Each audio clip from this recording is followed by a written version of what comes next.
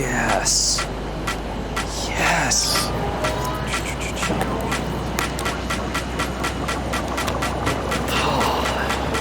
This is good. This is good. Hey B&H viewers, today we're taking a closer look at the Fujifilm GFX 100. This is a seriously pro camera. Now the design logic of the GFX 100, it's been completely reconsidered and simplified. Gone are the engaging analog dials that have previously been the hallmark of the GFX and X series cameras. Yeah man, it's like I'm used to my ISO dial's not here. This is just a cool mode dial here. Drive mode's here, that's not on a dial.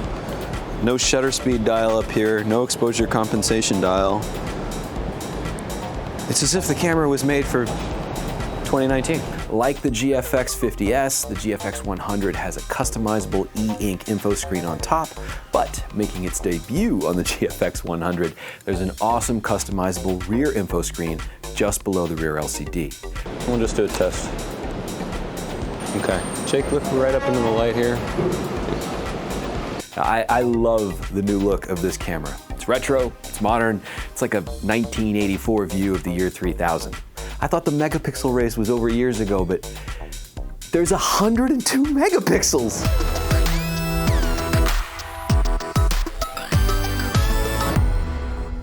So what does that mean? It means you can get a wide, medium, and close-up in one shot. It means you can crop half of the frame and have ample resolution to print a billboard. It means that you can crop in really anywhere in the frame and resolve incredible detail. It also means you can just, fill the frame, no crop, and make some of the highest quality digital images currently possible. Now the sensor on the GFX 100 is just nuts. It's backside illuminated for better ISO performance. There's 16-bit color, though not in high-speed continuous mode. And oh yeah, on the sensor, there's stabilization.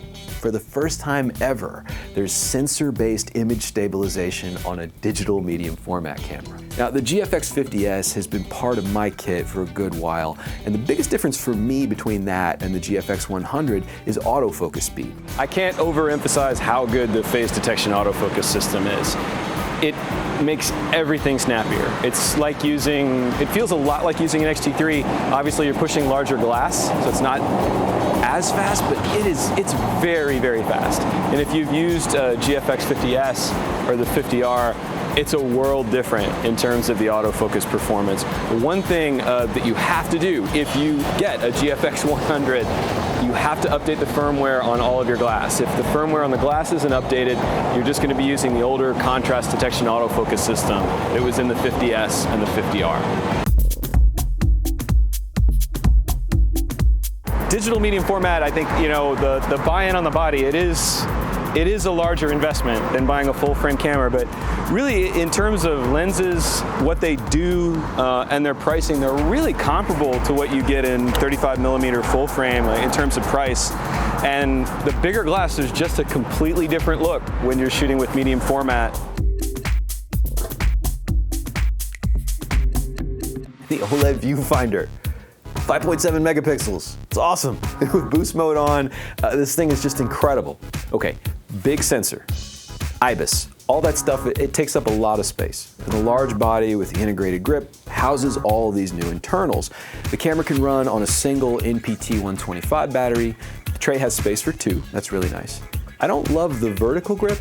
It's sleek, it looks nice in graphite gray, but there's no reassuring texture or natural purchase for your hand. I'd really like this to be rubberized, a little bit more ergonomic. Okay, so who is this for?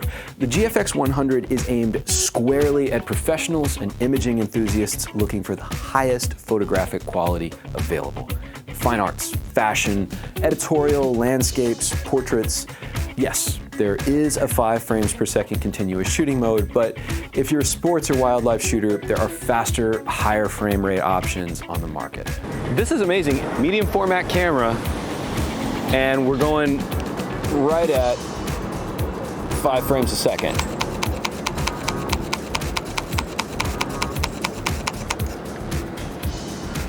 What? I think it held on to him. Good, good.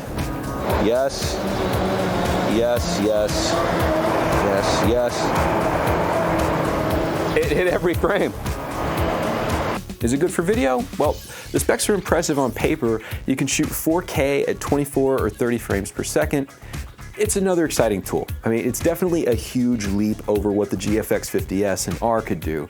Future sensors will likely have even faster readout, static shots, macro shots, those all work, but this isn't going to be your A-cam.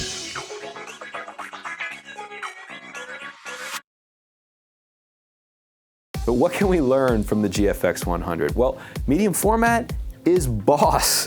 The rich detail, the look of a larger lens and sensor combination, you can't really compare it to anything. And it's ridiculous to compare it to full frame. It's just not the same thing.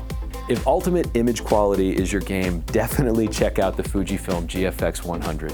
For more on digital medium format, photography, and all things imaging, visit B&H. I'm photographer David Flores. See you next time. Like, no matter how cool I dress in New York sometimes, I come to a place like this and I'm like, man, I'm not that cool. You're very cool. Like, this is an amazing jacket. I haven't seen this jacket before. This is a new jacket. It's a new jacket, yeah. It's a Meet the Parents jacket. Ah, okay, all right.